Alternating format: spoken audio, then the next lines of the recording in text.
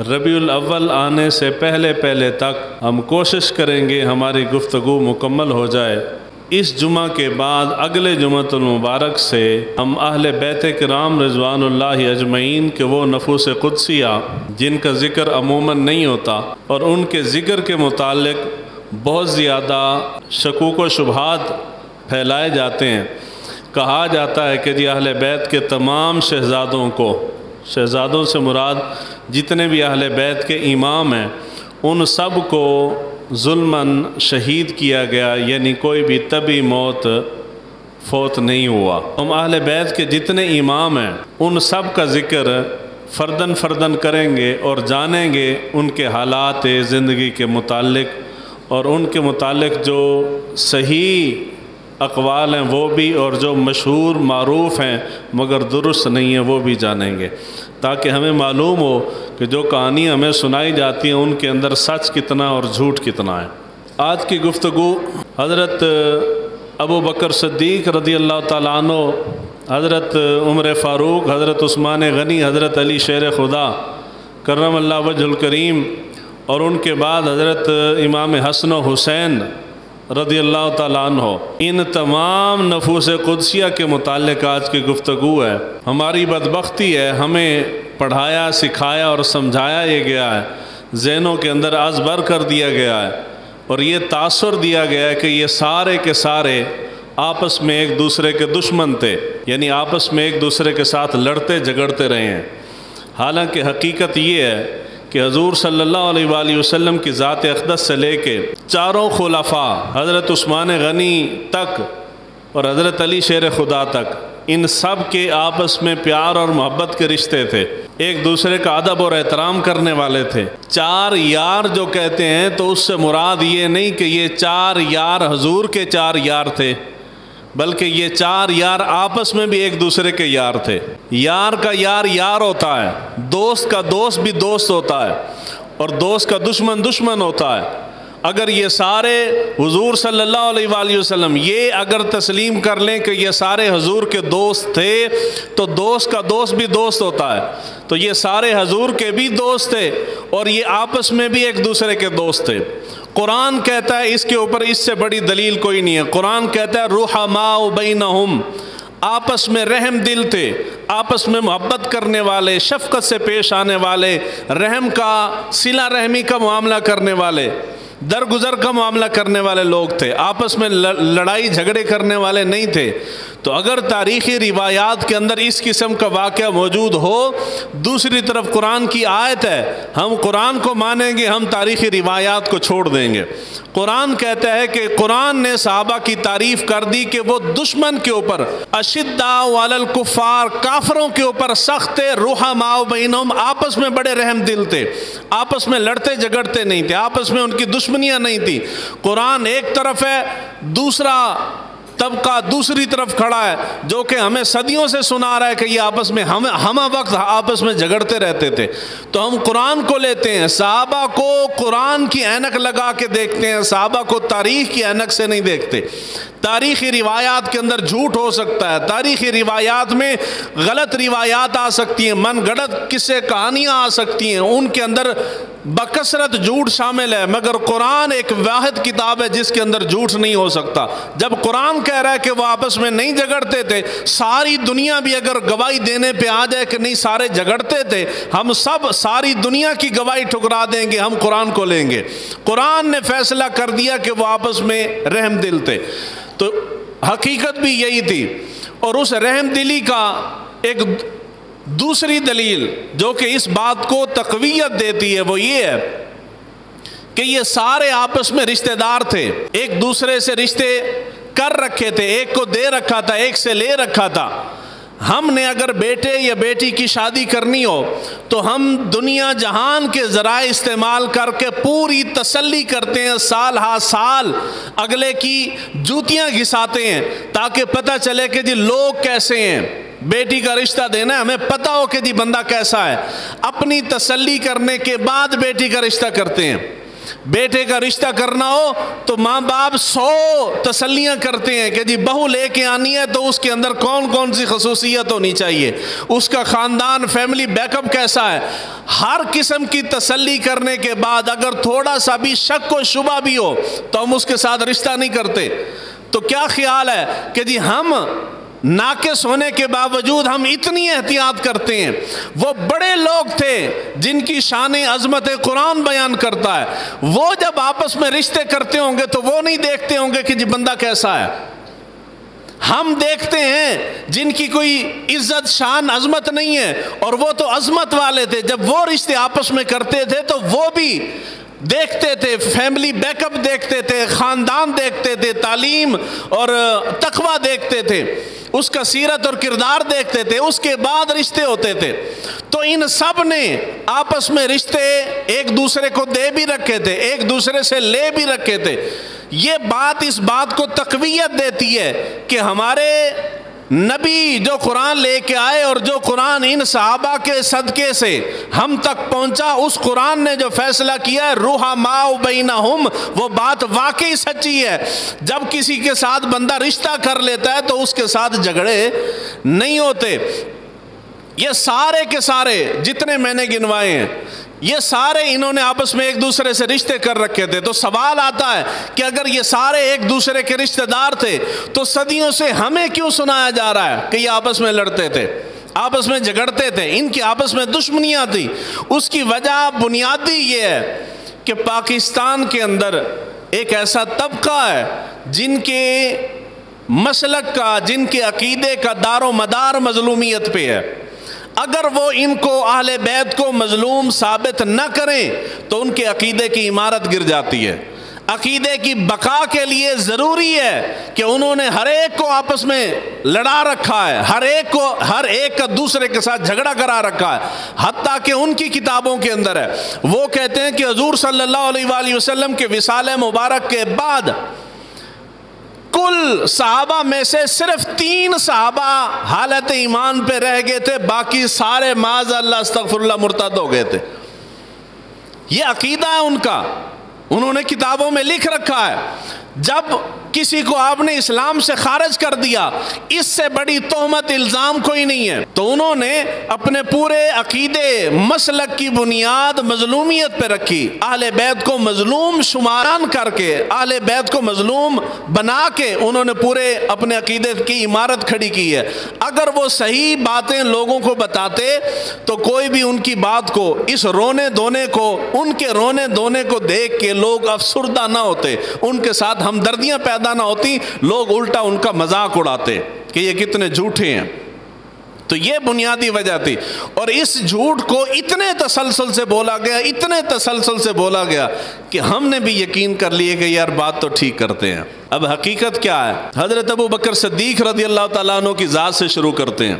جب ہم کہتے ہیں کہ یہ حضرت علی شیر خدا کرم اللہ وجہ الکریم 4 نمبر پہ خلیفہ منتخب ہوئے، ان سے پہلے 3 خلفاء حضرت ابو بکر صدیق، عمر فاروق اور حضرت عثمان غنی ذو النورین، ان تینوں خلفاء کو وہ گالیاں دیتے ہیں، صحابہ کرام رضوان اللہ اجمعین کو گالیاں دیتے ہیں کہ جی یہ تینوں خلفاء بھی، امہات المؤمنین بھی، اور باقی صحابہ سارے کے سارے چند ایک چھوڑ کے جن کو وہ سمجھتے ہیں کہ یہ حضرت علی کے اصحاب میں شامل تھے، ان کو چھوڑ کے وہ تاثر یہ دیتے ہیں کہ یہ سارے کے سارے اہل بیت کے دشمن تھے۔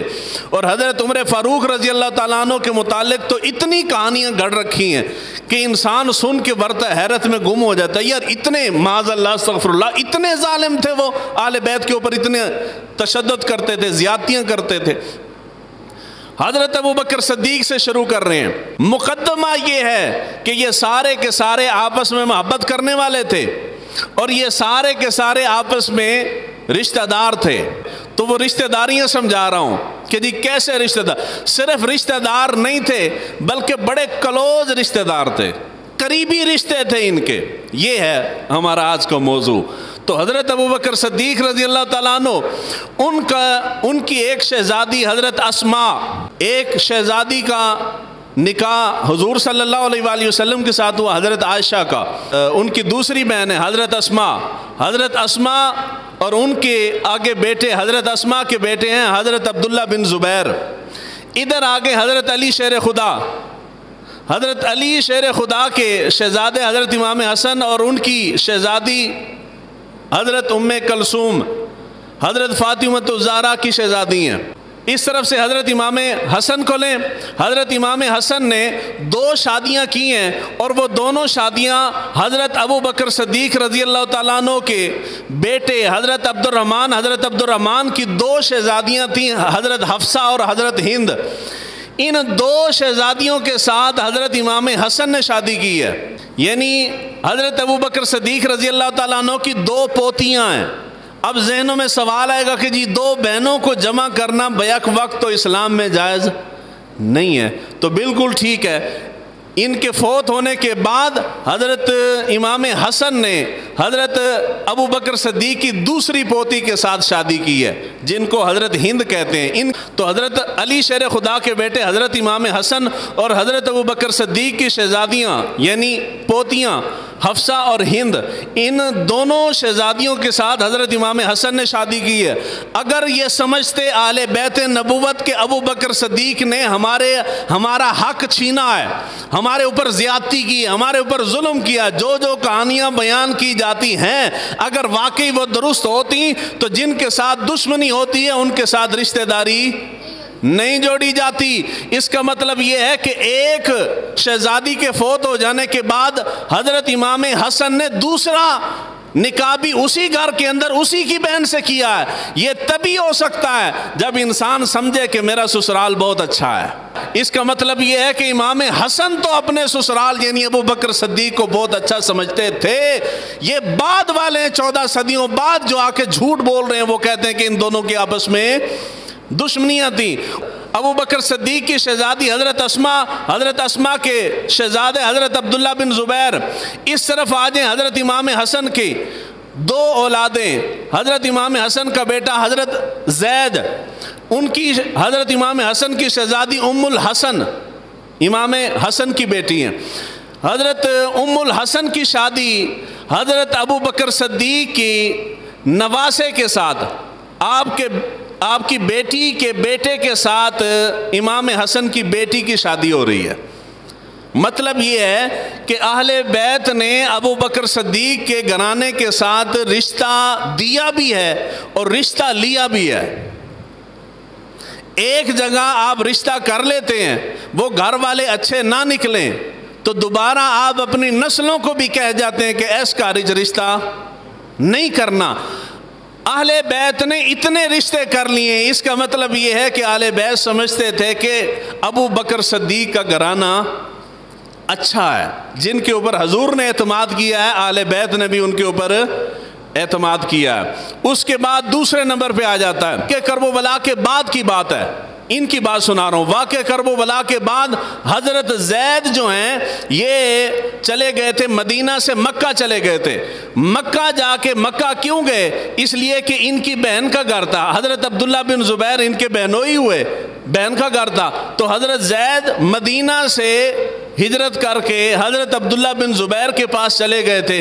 جب وہاں پہ حضرت عبداللہ بن زبیر کو شہید کیا گیا تو حضرت زید اپنی بہن ام الحسن کو لے کے واپس مدینہ آ گئے تھے. اس کے بعد آ جاتا ہے حضرت علی شیر خدا کی شہزادی حضرت فاطمۃ الزہرا کی بیٹی ہیں ام کلثوم. ہمیں سمجھایا، سکھایا، بتایا یہ گیا کہ حضرت عمر فاروق رضی اللہ تعالیٰ عنہ نے سیدہ خاتون جنت کے اوپر ظلم اور زیادتی کی تھی، دروازے کو آگ لگا دی تھی، دھکا دیا تھا، حمل ضائع ہو گیا تھا، بچہ ضائع ہو گیا تھا. پتہ نہیں کیا سے کیا زمین و آسمان کے قلابے ملاتے ہیں. جن کے ساتھ اتنی دشمنیاں ہوں ان کے ساتھ رشتہ داریاں نہیں کرتے. حضرت علی شیر خدا کی شادی فاطمۃ الزہرا رضی اللہ تعالیٰ عنہ کے ساتھ ہوئی. ان سے آپ کے بچے حضرت امام حسن بھی انہی سے، حضرت امام حسین بھی انہی سے، حضرت ام کلثوم بھی انہی سے. تو حضرت علی شیر خدا نے حضرت ام کلثوم کی شادی کی خلیفہ دوم حضرت عمر فاروق کے ساتھ. اگر حضرت علی شیر خدا سمجھتے کہ عمر فاروق میرا دشمن ہے، پہلی خلافت ابو بکر صدیق کی آج لوگ سناتے ہیں کہ انہوں نے اہل بیت کا حق کھایا ہے، اہل بیت کے ساتھ ظلم اور زیادتی کی ہے۔ اگر حضرت علی شیر خدا بھی یہی سمجھتے تو اپنے بچوں کو وہاں شادیاں نہ کرنے دیتے۔ اس کے بعد دوسری خلافت آئی عمر فاروق کی، کہتے ہیں جی عمر فاروق نے اہل بیت کے اوپر بڑا ظلم کیا، لوگ لعنتیں کرتے ہیں معاذ اللہ استغفر اللہ عمر فاروق کے نام پہ، ایک طبقہ کرتا ہے۔ اگر حضرت علی شیر خدا بھی یہی سمجھتے جو آج کے چند گمراہ لوگ سمجھتے ہیں تو حضرت علی شیر خدا حضرت اپنی بیٹی اپنی شہزادی ام کلثوم کی شادی براہ راست عمر فاروق سے کبھی بھی نہ کرتے۔ علی نے شادی عمر کے ساتھ کی ہے، اس کا مطلب یہ ہے کہ حضرت علی شیر خدا سمجھتے ہیں کہ ابو بکر صدیق بھی ٹھیک ہیں اور حضرت عمر فاروق بھی ٹھیک ہیں۔ اور جب حضرت عمر فاروق رضی اللہ تعالیٰ عنہ شہید ہو گئے تھے اس وقت حضرت ام کلثوم جو ہیں ان کو حضرت علی شیر خدا واپس اپنے گھر لے آئے تھے۔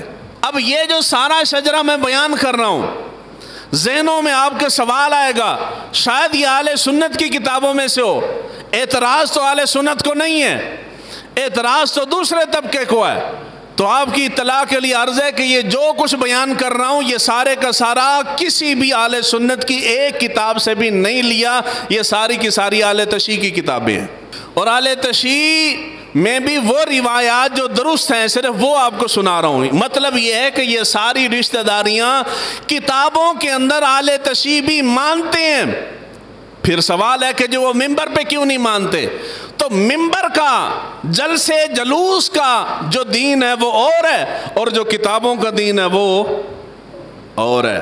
جس طرح ہمارے اہل سنت کے سٹیجوں کے اوپر جو جلسے کے اوپر بیان ہوتا ہے وہ کچھ اور ہوتا ہے، اور جو کتابوں کے اندر پڑھا ہے وہ کچھ اور ہے۔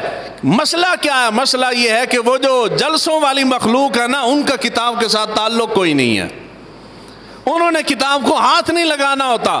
کتاب اٹھائیں، کتاب پڑھیں، اس کے اوپر محنت لگتی ہے۔ جس نے کتاب اٹھانی ہے وہ ایک ایک دن میں 5 جلسے نہیں کر سکتا۔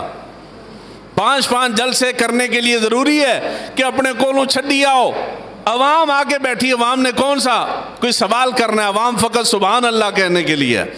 تو وہ باتیں جو کتابوں کے اندر ہیں اور وہ باتیں جو ہمارے جلسوں میں سٹیجوں کے اوپر بیان ہوتی ہیں، ان دونوں میں زمین آسمان کا فرق ہے۔ دوسرے نمبر پہ آتے ہیں، لوگوں کو بتایا سکھایا سمجھایا اور ازبر کروایا گیا کہ حضرت عمر فاروق رضی اللہ تعالیٰ عنہ سمیت تمام خلفاء یہ اہل بیت کے بھی دشمن تھے، اور جن کی وجہ سے اہل بیت کو فضیلت حاصل ہے، یعنی حضور صلی اللہ علیہ وآلہ وسلم کی ذات اقدس، ان کے بھی دشمن تھے۔ حضور صلی اللہ علیہ وآلہ وسلم نے اپنے 4 یاروں کو اپنی زندگی میں ساتھ رکھا ہے، اور کتنی محبت ہے حضور کو اپنے یاروں کے ساتھ کہ زندگی میں بھی ساتھ رکھا ہے، یہاں سے جانے کے بعد بھی حضور نے ان کو اپنے ساتھ سلایا ہے۔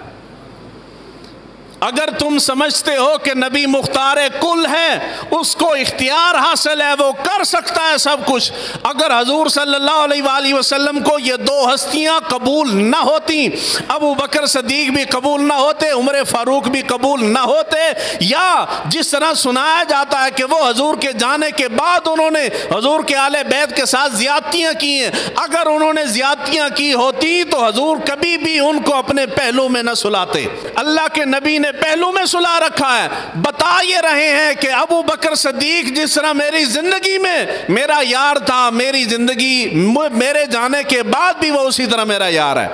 عمر فاروق جس طرح زندگی میں میرا محافظ تھا، میرے ساتھ کھڑا تھا، میرے جانے کے بعد بھی اس نے میری سنت سے اغراض نہیں کیا، اس نے حدود کو پامال نہیں کیا، وہ میرے جانے کے بعد بھی میرا اسی طرح دوست ہے۔ تو حضور صلی اللہ علیہ وآلہ وسلم نے دونوں کو پہلو میں سلا رکھا ہے، اور اس کی بڑی دلیل کیا ہے؟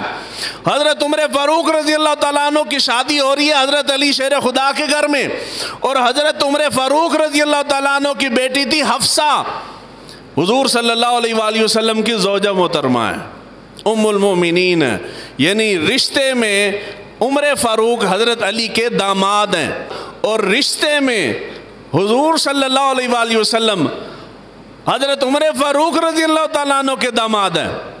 یعنی رشتے میں دیکھا جائے تو حضرت عمر فاروق رضی اللہ تعالیٰ عنہ حضور صلی اللہ علیہ وآلہ وسلم کے سسر بنتے ہیں۔ تو جس گھر میں حضور صلی اللہ علیہ وآلہ وسلم نے خود رشتہ کر رکھا ہے، بدبخت انسان ہوگا جو کہے گا کہ یہ گھر اچھا نہیں ہے۔ ہمارے امام نے تو ہمیں عقیدہ یہ دیا ہے کہ اعلیٰ حضرت فرماتے ہیں کہ تیری نسل پاک میں ہے بچہ بچہ نور کا، تو ہے عین نور، تیرا سب گھرانہ نور کا۔ ہم ایک پہ تھوڑی رکیں گے، نہیں یا رسول اللہ صلی اللہ علیہ وآلہ وسلم، ہر وہ شے جس کی نسبت آپ کے ساتھ ہو گئی ہے وہ شے عام نہیں رہی، وہ خاص الخاص ہو گئی ہے، اس کا مرتبہ مقام جو ہے اللہ تعالیٰ نے بڑھا دیا ہے۔ مٹی عام مٹی تھی، کوئی بندہ کسی مٹی کے ہجر اور فراق میں نہیں روتا، لوگ آج بھی صدیاں گزرنے کے بعد مدینے کے ہجر و فراق میں روتے ہیں، ہے تو وہ بالکل دیکھنے میں ایک جیسی مٹی ہے۔ یہاں اس مٹی کے ہجر فراق میں لوگ کیوں نہیں روتے؟ اس مٹی کے ہجر فراق میں روتے ہیں، اس لیے روتے ہیں کہ اس مٹی کو نسبت میرے نبی کے ساتھ ہو گئی ہے۔ کائنات میں اور لوگوں کی بھی نسلیں ہیں، کسی نسل کا نام نہیں لیا جاتا، اگر ڈنکے بج رہے ہیں آج تک بج رہے ہیں اور قیامت تک بجتے رہیں گے تو وہ اہل بیت کے ہیں، کیوں؟ اور لوگوں کے اہل بیت بھی تو ہیں، اور لوگوں کی نسلیں بھی تو ہیں، وہ معدوم ہو جاتی ہیں۔ اس نسل کا ذکر کیوں باقی ہے؟ اس لیے باقی ہے کہ اس نسل کی نسبت جو ہے وہ حضور صلی اللہ علیہ وآلہ وسلم کے ساتھ ہے۔ تو ہر وہ شے جس کی نسبت حضور کے ساتھ ہو جاتی ہے وہ عام نہیں رہتی، وہ خاص ہو جاتی ہے۔ تو حضور صلی اللہ علیہ وآلہ وسلم نے عمر فاروق رضی اللہ تعالیٰ عنہ کے ساتھ رشتہ کیا بھی ہے، اہل بیت سے ایک شہزادی عمر فاروق کے گھر آ بھی رہی ہے، اور اسی گھر میں سے حضور صلی اللہ علیہ وآلہ وسلم نے رشتہ لیا بھی ہے۔ اس کا مطلب یہ ہے کہ جس طرح اہل بیت اور حضور صلی اللہ علیہ وآلہ وسلم ابو بکر کے اوپر اعتماد کرتے تھے، اسی طرح اہل بیت بھی اور حضور صلی اللہ علیہ وآلہ وسلم حضرت عمر فاروق کے اوپر بھی اعتماد کرتے تھے۔ تیسرا نمبر آ جاتا ہے، تیسرے خلیفہ کون ہے جی؟ حضرت عثمان غنی۔ کون ہے؟ حضرت عثمان غنی کے فضائل و مناقب پہ ایک جملہ اس سے بڑھ کے دلیل ہو ہی نہیں سکتی۔ حضور صلی اللہ علیہ وآلہ وسلم نے ایک شہزادی حضرت عثمان غنی کو دی، ان کے وصال مبارک کے بعد حضور صلی اللہ علیہ وآلہ وسلم کی دوسری شہزادی تھی، حضور نے وہ بھی انہی کے رشتے میں دے دی۔ داماد چنگا ہوئے تے سسرال والے اتنا بھروسہ کر لیندے نے، ایویں نہیں جی؟ اس کا مطلب یہ ہے کہ داماد اچھے تھے تو سسرال نے اتنا اعتماد کیا ہے کہ ایک بیٹی دی تھی، ان کے فوت ہو جانے کے بعد حضور نے دوسری بیٹی بھی اسی داماد کو دی ہے، اور جب دوسری بیٹی فوت ہو گئی تو حضور صلی اللہ علیہ وآلہ وسلم کا یہ فرمان ذیشان اہل سنت کی کتابوں میں بھی ہے اور اہل تشیع کی کتابوں میں بھی ہے۔ حضور نے فرمایا کہ اگر میری اور بیٹی ہوتی تو میں وہ بھی عثمان کو دیتا، یعنی سسرال نے حضرت عثمان غنی پہ اتنا بھروسہ اور اعتماد کیا۔ تو جس پہ امام الانبیاء اعتماد کرتے ہیں، جاہل شخص ہوگا کہ جو کہے کہ عثمان اچھا نہیں تھا، عثمان اتنا اچھا تھا کہ میرے نبی نے اتنا بھروسہ کیا ہے، اتنا اعتماد کیا حضرت عثمان غنی رضی اللہ تعالیٰ عنہ کے۔ اور حضرت عثمان غنی رضی اللہ تعالیٰ عنہ کا پوتا تھا، یہ اس فضیلت کے بعد دوسرا رشتہ گنوا رہا ہوں۔ حضرت عثمان غنی کا پوتا ہے عبداللہ بن عمر بن عثمان غنی، ان کی شادی امام حسین کی بیٹی حضرت فاطمہ بنت حسین کے ساتھ ہوئی ہے۔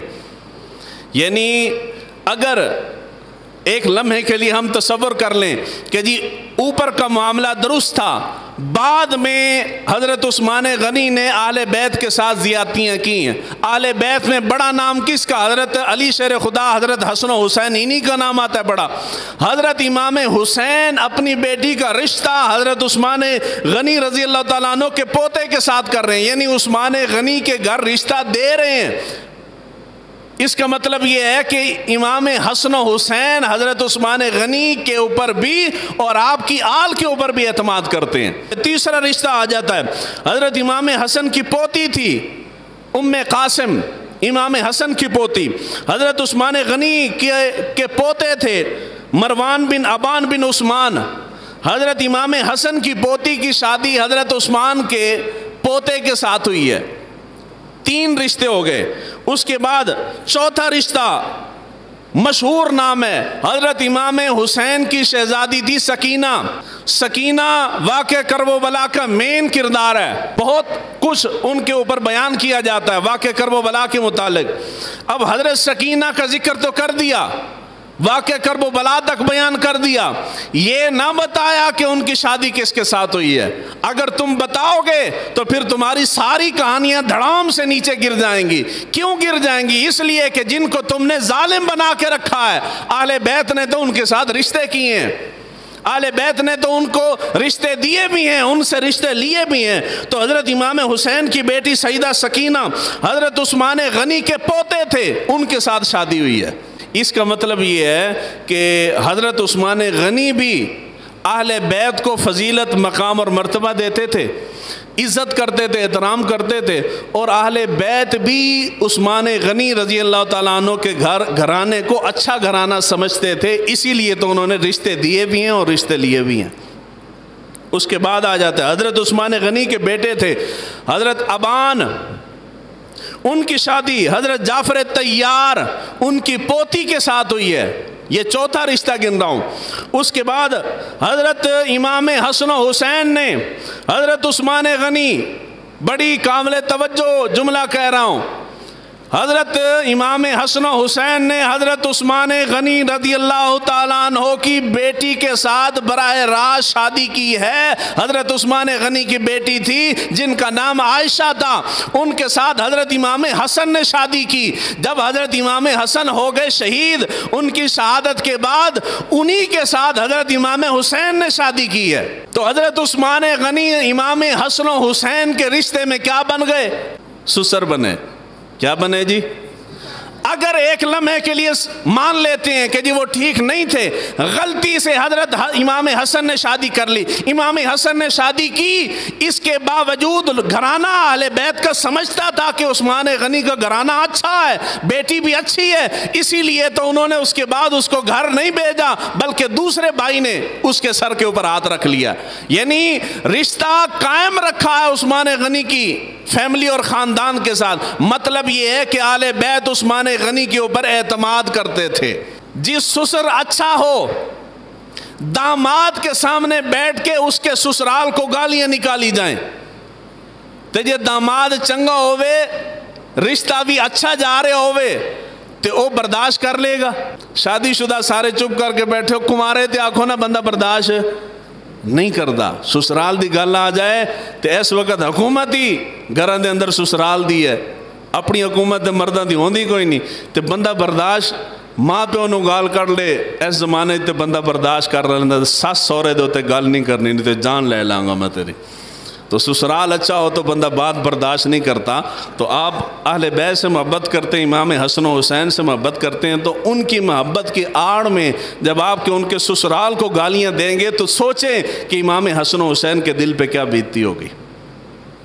تیسرے نمبر پہ آ جاتا ہے حضرت امیر معاویہ کا نام ہے رضی اللہ تعالیٰ عنہ۔ حضرت امیر معاویہ رضی اللہ تعالیٰ عنہ حضور صلی اللہ علیہ وآلہ وسلم کے سگے سالے تھے۔ کیا تھے جی؟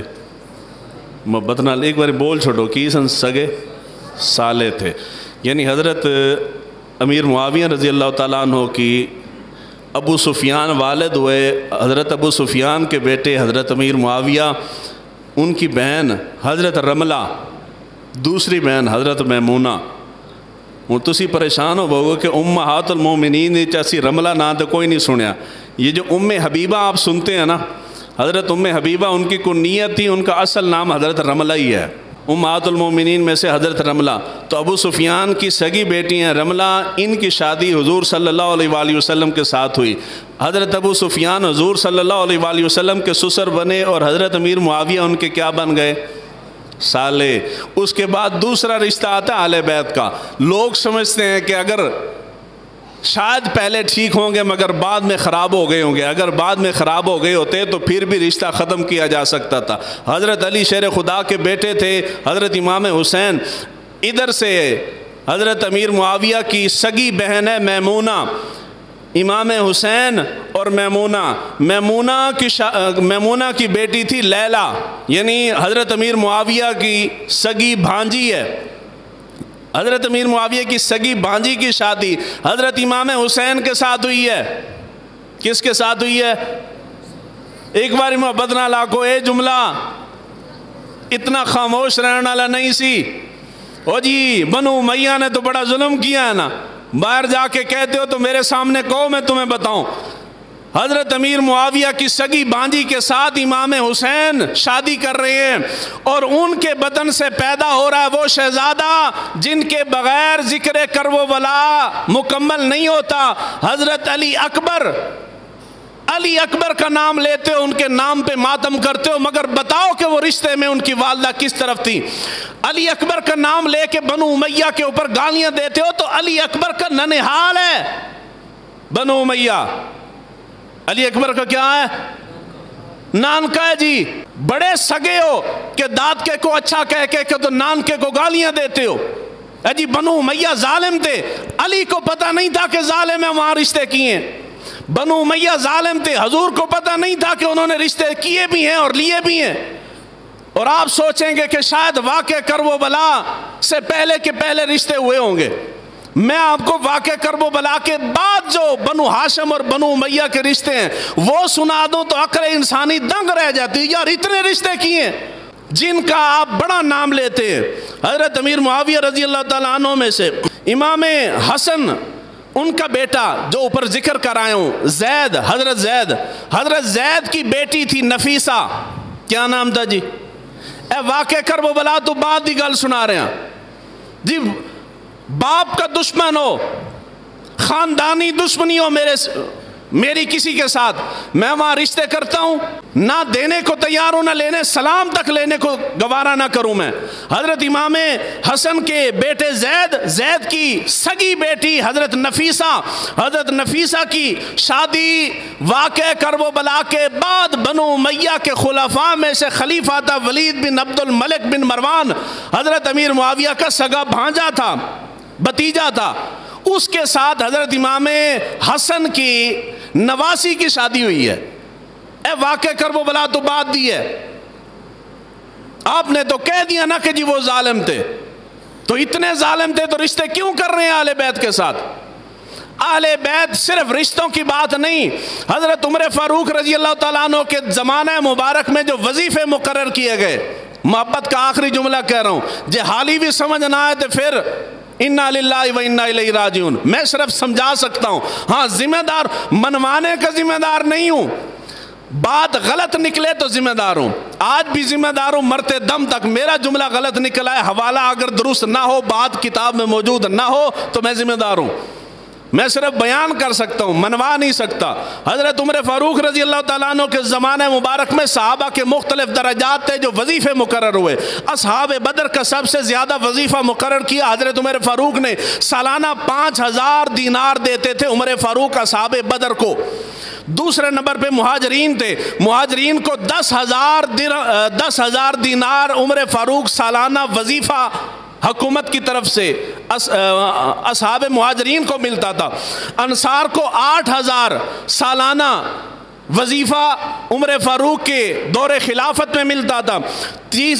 چوتھے نمبر پہ ازواج مطہرات آ جاتی ہیں۔ ازواج مطہرات کو حضور کی نسبت کی وجہ سے حضرت عمر فاروق رضی اللہ تعالیٰ عنہ سب سے زیادہ وظیفہ 24,000 دینار سالانہ وظیفہ دیتے تھے۔ کتنا؟ محبت سے بولیے کتنا؟ آپ سبحان اللہ، یعنی دل میں خیال آتا ہے نا جی، ہم نے جو اس زمانے میں بیٹھ کے 2-4 ہزار لگا کے امام حسن و حسین کے نام پہ محفل کی تو ہم رش کرتے ہیں کہ اللہ نے کتنی توفیق دی ہے، حسن و حسین کا ذکر کر رہا ہے، ان کے نام پہ خرچ کر رہا ہے، لیکن سوچو نا اس کا مقام و مرتبہ کہ جو نام پہ خرچ نہیں کر رہا، براہ راست ان کو دے رہا ہے، ان کو پیسے دے رہا ہے۔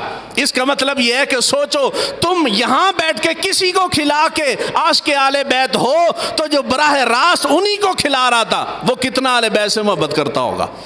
اور سارے آل بیت کے شہزادے چھوٹے تھے، حضرت فاروق اعظم رضی اللہ تعالیٰ عنہ نے، وہ اصحاب بدر میں سے آل بیت نہیں تھے، اصحاب اہل بیت کے وظیفے اصحاب بدر کے برابر مقرر کیے تھے۔ آپ کے بیٹے نے اعتراض کیا، ایت بدر شامل ہی کوئی نہیں سن، جن کے وظیفے اصحاب بدر کے برابر رکھے ہیں یہ بدر میں شامل نہیں تھے، بیٹے کا وظیفہ تھوڑا رکھا ہے، حسن و حسین کا وظیفہ زیادہ رکھا ہے۔ تو بیٹے نے پوچھا ایسا کیوں؟ تو حضرت عمر فاروق نے فرمایا کہ وظیفہ بدر کی وجہ سے ان کو نہیں دے رہا، ان کو نسبت مصطفیٰ کی وجہ سے وظیفہ زیادہ دے رہا ہوں۔ جن کو جتنی نسبت ہے اتنا زیادہ وظیفہ ہوگا. تو یہ جملہ سنانے کے بعد اب جو جملہ ہے وہ قابل توجہ. آخری جملہ میرا حضرت امیر معاویہ کے بارے میں. یہ کتب شیعہ میں سے ہے، اہل سنت کی کتابوں میں بھی ہے مگر کتب شیعہ کے اندر ہے. حضرت امیر معاویہ سالانہ وظیفہ الگ تھا. ہر مہینے پہلی تاریخ کو حضرت امام حسن و حسین سمیت خانوادہ اہل بیت کے جتنے لوگ اس وقت حیات تھے، حضرت امیر معاویہ کی طرف سے ان کو وظیفہ آتا تھا. ہر مہینے پہلی تاریخ کو وظیفہ آتا تھا، اور سالانہ جو آتا تھا وہ الگ تھا. 1,00,000 سالانہ دینار حسن و حسین کو اور آل بیت کے جتنے باقی نفوس قدسیہ موجود تھے، حضرت امیر معاویہ کی طرف سے ہر آل بیت کے فرد کو 1,00,000 سالانہ دینار ان کی خدمت میں بطور نذرانہ پیش کیا جاتا تھا. آل بیت دی گل ہے سبحان اللہ تے بندی سی، امیر معاویہ دی وجہ تو سبحان اللہ پھنس گئی، وچ نکلی نہیں. دیکھیں نا جی، میں 1,000 روپیہ لگا کے محفل کروا دوں تو کتنا اپنے آپ کو خوش نصیب سمجھتا ہوں. وہ بندہ جو لاکھوں روپیہ اہل بیت کو دے رہا ہے وہ خوش قسمت نہیں ہے نا جی؟ خوش قسمت. تو خوش قسمت تھے اسی لیے ہم ان کا دفاع کر رہے ہیں. اگر خوش قسمت نہ ہوتے، میں کسی ریاست کی بات کروں یا کسی سیاسی جماعت کی بات کروں، آپ کہیں گے کہ جی عہدے کول کوئی وظیفہ لبدا ہوئے گا، اس نتاں عہدہ دفاع کر رہے. نون لیگ کا کروں، آپ کہیں گے کہ جو نون لیگ سے مفاد ہوگا وہ وظیفہ دیتے ہوں گے. پیپل پارٹی کا نام لے لوں، آپ کہیں گے کہ ان سے کچھ ملتا ہوگا، کوئی مطلب ہوگا، تب میں دفاع کر رہے ہیں. میں جن کا دفاع کر رہا ہوں وہ تو یہاں موجود ہی کوئی نہیں ہے. ان کی بظاہر کہیں حکومت بھی. اہل بیت کا دفاع کروں تو کوئی بندہ اعتراض کر سکتا ہے کہ جی ایران سے ملتے ہوں گے، بنو امیہ کو تو ملک ہی کوئی نہیں. تو میں اگر بنو امیہ کو دفاع کرتا ہوں، کہتا ہوں کہ جی وہ بنو امیہ اور بنو ہاشم یا اہل بیت آپس میں دشمن نہیں تھے، کیوں کہتا ہوں؟ اس لیے کہ ہم صحابہ کا ادب کرنے والے ہیں. ہم صحابہ کا ادب کرتے ہیں، اور اعلیٰ سے اعلیٰ اور ادنا سے ادنا ترین صحابی ہی کیوں نہ ہو، جس کو حضور صلی اللہ علیہ وآلہ وسلم کی سنگت اور صحبت ملی ہے، وہ ہمارے سر کا تاج ہے. چاہے وہ بنو امیہ میں سے ہو، اعلیٰ خاندان میں سے ہو یا ادنا خاندان میں سے ہو. نسبت مصطفیٰ کو دیکھتے ہیں، ہم خاندان نہیں دیکھتے. ہم اہل بیت سے بھی محبت کرتے ہیں، اور بنو امیہ کے جو نیک لوگ تھے ان کے ساتھ بھی محبت کرتے ہیں. اللہ تعالی ہمیں دین کو سیکھنے سمجھنے کی توفیق عطا فرمائے.